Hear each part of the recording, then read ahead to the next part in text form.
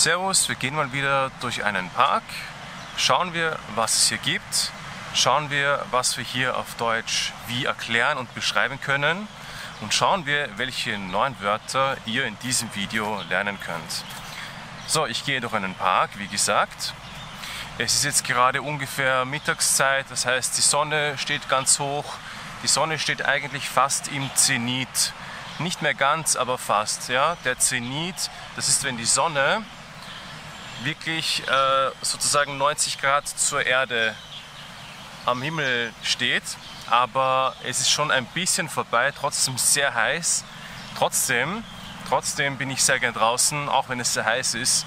Wie gesagt, ich mache einfach wirklich gern draußen Videos. Hier gibt es verschiedene Dinge, die man beschreiben kann. Das erste, was ich mal hier beschreiben möchte, ist hier eine Statue oder ein Denkmal. Ja? Also dieses Ding hier heißt auf Deutsch ein Denkmal. Ein Denkmal, das kann eine Person sein, das kann auch einfach ein Objekt sein, das kann ein Ding sein. Ich gehe mal ein bisschen näher ran, okay? Und eine Statue ist immer eine Person. Also eine Statue ist immer eine Person. Es gibt Statuen von bestimmten Persönlichkeiten, es gibt Statuen von bestimmten, also in Religionen gibt es verschiedene Statuen, es gibt Statuen von Politikern, von Künstlern. Ja, auf jeden Fall, wenn es eine Person ist oder wenn es irgendwie ein Tier vielleicht auch, ich überlege gerade, wenn es ein Tier ist, auf jeden Fall, es muss irgendwie ein Lebewesen sein. Es muss ein Lebewesen sein, also entweder ein Mensch oder ein Tier, ja, vielleicht man kann auch vielleicht sagen, gut, eine Pferdestatue, es gibt Statuen mit Pferden zum Beispiel, das kann man dann auch sagen. Aber wenn es ein Denkmal ist, also ein Denkmal, das kann noch mehr sein. Das heißt, du kannst mit dem Wort Denkmal noch mehr Dinge beschreiben. Ja? Ein Denkmal, das kann auch ein ganzes Gebäude sein, das kann ein ganzes Haus sein, das kann alles eigentlich sein. Es muss einfach irgendwie ein Ort oder ein Platz sein, der, wir sagen, gedenkwürdig ist. Also ein Denkmal, wenn du die zwei Wörter nimmst und dann zusammenfügst, was heißen diese zwei Wörter eigentlich? Also Denk und Mal. Denken heißt an etwas denken. An etwas denken. Mal, das bedeutet hier nicht einmal, zweimal, dreimal, nein, sondern das bedeutet etwas wie Markierung. Eine Markierung, ja? Ein Denkmal, eine Denkmarkierung. Eine Denkmarkierung ist eben ein Platz, ein Ort, an dem man an etwas denkt oder an dem man an etwas denken kann, an etwas Bestimmtes. Und oft sind es eben Personen oder es gibt historische Denkmäler, auch ein gutes Beispiel. Es gibt historische Denkmäler zu bestimmten historischen Ereignissen. Es gibt Denkmäler zu bestimmten guten oder nicht so guten historischen Ereignissen oder zu Kriegen vielleicht und so weiter und so fort. Und in diesem Park gibt es natürlich noch andere Dinge, also was glaube ich nicht so schwer zu erraten ist, dass hier mal viele Bäume sind, okay? Und man kann auch etwas dazu sagen, das ist ja eigentlich kein Wald. Wenn ich sage Wald, der Wald, das ist ja eigentlich ein sehr, sehr großer Platz, nur mit Bäumen. Also ein Wald, das ist eher wirklich dann die Natur oder in der Natur. Und das hier ist eher eine Parkanlage mit vielen Bäumen. Und wenn verschiedene Bäume auf einem Platz sind, auch wenn diese Bäume ein bisschen enger beieinander sind, kann man dazu der Baumhain sagen. Hain, schwierig zu erklären, aber das ist einfach eine bestimmte Zone, ein bestimmter Platz mit ein paar Bäumen, wo die Bäume ein bisschen dichter beieinander stehen. Der Baumhain, also der Baumhain, der Hain buchstabiert man wie H-A-I-N. Du könntest auch nachschauen, wie man das in deiner Muttersprache sagt und dann ist es vielleicht ein bisschen klarer. Ja? Okay, in diesen Parks, was gibt es denn da eigentlich noch? Es gibt oft auch Teiche. Ich gehe mal rüber zu einem Teich. Es gibt nämlich im Deutschen in der Bedeutung einen großen Unterschied zwischen See und Teich. Der See und der Teich. der See ist etwas Großes, also eine große Wasserfläche, und der Teich ist eine kleine Wasserfläche. Oft ist ein Teich auch künstlich angelegt. Künstlich, das heißt von Menschen gemacht und nicht komplett natürlich entstanden. Ich zeige dir das. Hier ist ein Teich. Hier ist ein Teich. Und das hier, was könnte das sein? Das sind eigentlich zwei Personen. Das heißt, das sind Statuen. Diese zwei Dinge da könnte man als Statuen bezeichnen. Ich zoome mal hin. Ja, das geht. Das sind zwei Statuen. Also Denkmäler, naja, sind das nicht wirklich. Ein Denkmal ist was anderes. Das sind einfach nur zwei Statuen. Okay? Gut, dann gehe ich mal weiter. Das ist quasi der Teich. Und was kann ich dir noch erklären? Also hier vorne, hier hast du auch einen Mini-Bach. Okay. Ein Bach, das ist ein kleiner Fluss. Ein kleiner Fluss, ja. Also es gibt das Wort Fluss, das ist ein großer Wasserstrom. Also ich weiß nicht, die Donau in Europa ist ein großer Fluss. Der Amazonas in Südamerika ist ein großer Fluss. Und das hier ist nur ein kleiner Bach. Also es gibt auch verschiedene Orte, wo es Bäche gibt. Man sagt der Bergbach, also auf den Bergen, der Waldbach in den Wäldern. Und das ist einfach ein kleiner künstlicher Bach im Park. Ja? Und im Park gibt es natürlich auch verschiedene Tiere. Ein Tier, was man halt oft trifft, das sind die Tauben. Hier sind die Tauben und baden sich im Wasser. Ich weiß nicht, wie weit ich in die Nähe gehen kann, damit sie nicht wegfliegen. Ich schaue mal, wie leicht das geht. Okay, die sitzen da und sonnen sich. Ja, ich gehe mal da nach hinten und werde das mit dem Zoom machen. Okay, das sind die Tauben und baden sich und sonnen sich. Und das ist jetzt sicher sehr angenehm, in dieser Hitze zu stehen und sich baden zu können. So, ich muss auch aufpassen, dass das Mikrofon immer meine Stimme einfängt, denn das Mikrofon ist nach vorne fokussiert. Jetzt muss ich den Fokus wieder anders machen. So, schaffen wir. Okay. Und der Park hat auch natürlich noch etwas anderes. In einem Park gibt es oft sehr große Grasflächen. Das hier ist das Gras, sagt man auch auf Englisch so, ja, aber man sagt auch noch anders dazu. Es gibt noch ein spezielles Wort dafür, und zwar, das ist der Rasen.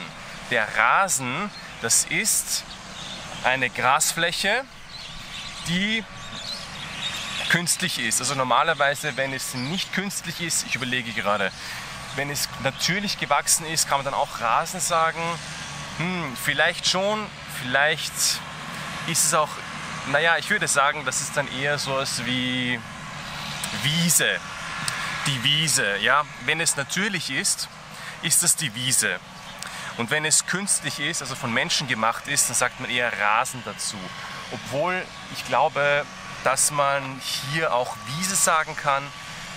Aber wenn wir das Wort Wiese sagen, dann denken wir öfter an etwas Natürliches, also an die Natur, einfach in den Bergen, diese Almwiesen zum Beispiel, oder ja, also etwas, Wiesen haben auch öfter so ein bisschen eine höhere Gräser, also so, die gehen ein bisschen nach oben, die sind höher, und deswegen würde ich sagen, ja, sagt man draußen in der Natur selten Rasen, okay? Aber trotzdem in den Parks setzen wir uns gern, wohin? Wir setzen uns gern auf den Rasen, zumindest in Österreich ist das so, und ich schätze mal in Deutschland auch so. Man setzt sich gern auf den Rasen und macht zum Beispiel ein Picknick oder entspannt sich oder liegt dort oder liest Bücher. Also ich glaube, das ist auch besonders im Sommer in Österreich, ich kann jetzt nur mal von Österreich sprechen, weil ich das genau weiß.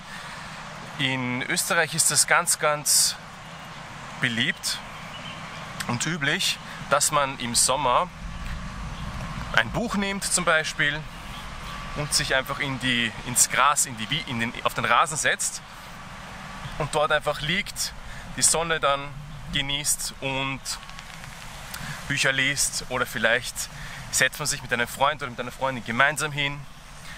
Und das ist im Sommer in den Parks in Österreich oft zu sehen. Hast du vielleicht mal, also ich komme aus Wien, ja, vielleicht bist du auch in Wien oder vielleicht bist du in Deutschland, in einer deutschen Stadt. Hast du sowas mal beobachtet? Kannst du mir gerne hier in den Kommentaren erzählen, ja, ob dir das aufgefallen ist und ob dir aufgefallen ist, dass man das vielleicht, macht man das in deinem Land auch so? Ich weiß nicht genau. Also ich überlege gerade, ob ich hier in Taiwan so etwas oft sehe oder nicht. Ob die Leute sich oft ins Gras setzen. Ehrlich gesagt sehe ich das eher selten. Ich glaube, das ist eher selten zu sehen. Vielleicht hat es auch mit der Sonne zu tun und generell wie die Sonne wahrgenommen wird. Weil, gut, heute ist ein sonniger Tag und in Taiwan gehen die Leute auch oft mit dem Regenschirm, mit dem Sonnenschirm spazieren, um sich vor der Sonne zu schützen, weil die Sonne eben wirklich sehr stark ist. Und in Österreich geht niemand mit dem Sonnenschirm spazieren. Niemand geht mit dem Sonnenschirm spazieren. Und höchstens trägt jemand eine Kappe oder trägt jemand eine Sonnenbrille. Oder natürlich, wenn jemand schwimmen geht oder baden geht, dann schmiert man sich mit der Sonnenmilch ein. Die Sonnenmilch oder mit dem Sonnenschutzmittel. Ja? Und hier sehen wir Leute, vielleicht kann man das sehen aus der Ferne. Sieht man jetzt, glaube ich, nicht genau, macht nichts, ist nicht so schlimm, aber sieht man auf jeden Fall hier, da habe ich jetzt jemanden mit dem Sonnenschirm herumgehen, was eben was ganz anderes ist als in Österreich oder in Deutschland. Gut.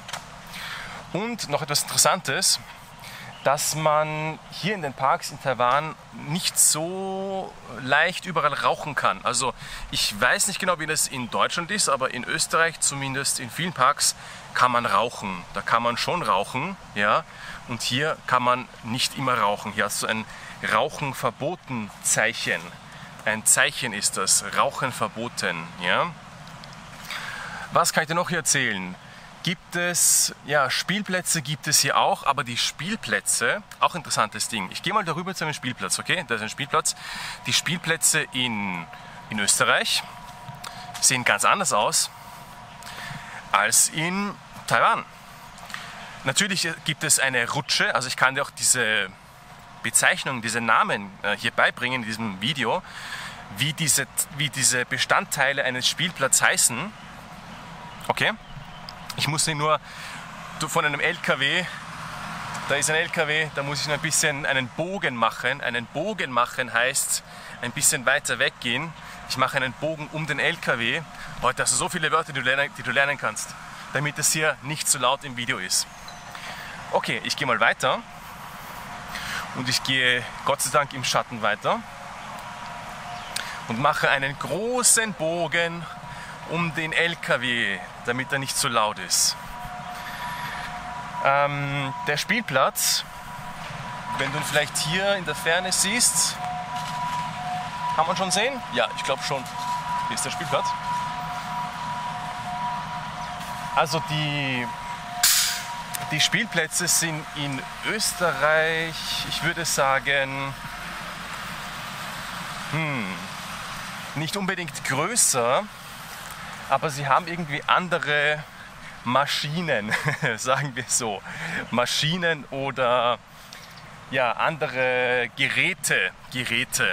Okay, schauen wir mal, was wir da finden. Hier ist der Spielplatz. Also Nummer 1 einmal, das wichtigste Instrument oder das wichtigste Gerät, das wir eigentlich alle als Kinder benutzt haben, ist die Rutsche. Schau mal hier. Das hier ist die Rutsche. Das hier ist die Rutsche. Super. Wie viele Rutschen gibt es hier? Eine Rutsche, 2 Rutschen und 3 Rutschen. Ich glaube, das ist hier schon die Hauptattraktion auf diesem Spielplatz. Das sind die Rutschen. Und ich kann mich noch sehr gut erinnern, die Rutschen sind im Sommer oder wenn die Sonne drauf scheint, sehr heiß. Ich gebe mal hier meine Kamera auf den Boden. Ich möchte nämlich zur Rutsche ein bisschen weiter hinübergehen und versuchen, dir das zu zeigen. So, die Rutsche hier. Und was nämlich ziemlich, ich gehe hier rüber, was ziemlich anstrengend ist oder was, wenn man klein ist, als kleines Kind, was einem in Erinnerung bleibt, ist, dass im Sommer das hier unglaublich heiß ist. Das ist unglaublich heiß und ich kann mich noch gut erinnern, wie ich ein kleines Kind war. Manchmal bin ich die Rutsche runtergerutscht, aber das war so unglaublich heiß, dass es richtig wehgetan hat. Das war, ja, im Nachhinein nicht unbedingt eine schlechte Idee, aber es war dann etwas, was mir auf jeden Fall in Erinnerung geblieben ist. Ich hoffe, dass das mit dem Mikrofon funktioniert hat. Manchmal bin ich hinter der Kamera gestanden. Vielleicht gibt es Teile in diesem Video, wo ich nicht so gut zu verstehen bin oder war, aber ich hoffe trotzdem, dass es funktioniert hat. Mal so ein kleiner Test, okay. Ich werde auf jeden Fall aufpassen, wenn dieses Audio jetzt nicht so gut oder nicht so optimal war, wenn ich hier hinten gestanden bin, hinter der Kamera quasi, weil ich kann nämlich hier die Kamera, ich kann sehr praktisch mit dieser Kamera meinen Bildschirm umändern und falten und deswegen kann ich auch hinten stehen. Und wenn das Audio nicht so gut war, dann werde ich halt das nächste Mal besser auf diesen Aspekt aufpassen, damit ihr mich auch immer gut hören könnt. So, ein kleines Video hier aus dem Park mit dem Spielplatz und mit diesem Ding hier, das ich euch noch zeigen möchte, dass wir, ja, wie nennt man sowas eigentlich auf Deutsch? Das ist hier, du musst hier, wo ist das genau? Moment, du gehst hier rüber. Hier musst du dich anhalten und dann einfach rüber gleiten. Irgend so eine Gleitmaschine, keine Ahnung. Wow, das ist laut. Das quietscht ganz laut. Also hier musst du dich dann anhalten, wusch, und dann rüber gleiten. Wahrscheinlich musst du einen Anlauf nehmen und dann einfach hinspringen. Aber das werde ich jetzt nicht machen. Vielleicht irgendwann mal, aber dieses Mal nicht. Und das hier ist, glaube ich, ein Gerät. Moment. Das hier ist ein Gerät zum Balance üben. Also hier kannst du deine Balance üben. Die Balance, auf Deutsch das Gleichgewicht. Also das Fremdwort, man kann das auch sagen, ja, die Balance oder die Balance. Und man kann aber auch, oder es ist eigentlich noch ein bisschen üblicher, das Wort auf Deutsch zu sagen. Auf Deutsch ist es das Gleichgewicht, ja. Und hier kann man sein Gleichgewicht halten. Soll ich das probieren? Wow, ganz schön gefährlich mit meiner teuren Kamera hier. Okay, ein paar Sekunden geht's. Ich halte gerade mein Gleichgewicht. Hier, wow. Schwierig, aber mit viel Disziplin geht es noch. Mit viel Disziplin kann ich auch noch hier zum zweiten und zum dritten. Okay, ich habe es geschafft. Ich bin ganz oben und ich springe wieder runter. So, Parkvideo, fertig. Bis zum nächsten Video.